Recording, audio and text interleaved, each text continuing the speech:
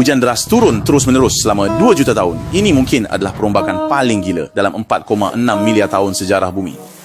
Iklim ekstrim tidak hanya menyebabkan kepunahan banyak spesies, tetapi juga langsung menempatkan dinosaurus di puncak sebagai penguasa bumi. Inilah peristiwa mengerikan Kanian Pluvial, juga disebut upacara kedewasaan yang menakutkan bagi dinosaurus 230 juta tahun yang lalu. Karena letusan supervulkan, langit terbelah, hujan asam yang panas mengguyur deras, gurun seketika berubah menjadi rawa, dan benua Pangea yang tadinya kering berubah menjadi neraka lembab yang mencekik. Para pemangsa puncak yang dulu sombong karena tidak bisa beradaptasi dengan perubahan iklim, jatuh dan punah secara massal. Namun, siapa sangka bencana yang tampaknya menghancurkan dunia ini ternyata adalah jalan belakang yang diberikan Tuhan kepada dinosaurus. Dinosaurus awal yang dulunya hanya sebesar anjing dan hanya bisa menjadi camilan bagi yang lain, berhasil bertahan melalui hujan deras ini berkat struktur tubuhnya yang khusus. Bisa dikatakan, jika tidak ada hujan deras yang turun selama 2 juta tahun ini, dinosaurus mungkin selamanya hanya sekelompok kadal kecil yang berguling-guling di lumpur, sama sekali tidak punya kesempatan menjadi raja bumi. Ini seolah-olah seperti pembersihan yang direncanakan dengan cermat. Air hujan membersihkan dunia lama hanya untuk mengundang monster naik ke altar.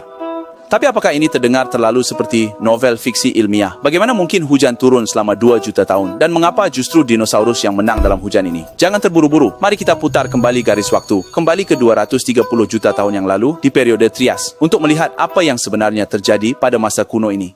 Pada saat itu, bumi tampak sangat berbeza dari sekarang. Jika kamu melakukan perjalanan waktu ke masa itu, pandangan pertama kamu bukanlah planet biru, melainkan sebuah donat merah raksasa. Ketujuh benua saat itu belum terpisah, melainkan bersatu erat membentuk satu benua super yang dikenal sebagai benua Pangea.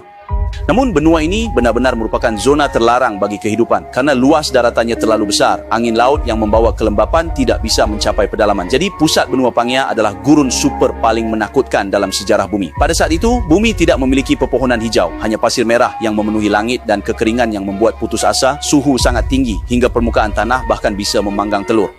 Dalam mode neraka yang begitu kejam ini, siapa yang bisa bertahan hidup? Bukan dinosaurus. Pada saat itu, dinosaurus rendah hati seperti anjing liar saat ini. Berukuran kecil, berstatus rendah, hanya bisa bertahan hidup di celah-celah.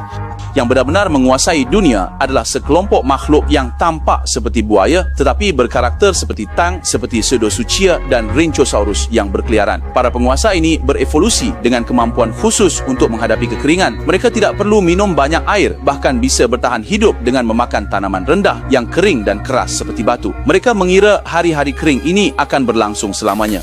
Sayangnya sifat bumi tidak pernah mengikuti aturan. Sekitar 234 juta tahun yang lalu, di bagian barat Kanada saat ini, yang dulu disebut Langelia, terjadi sebuah peristiwa mengerikan.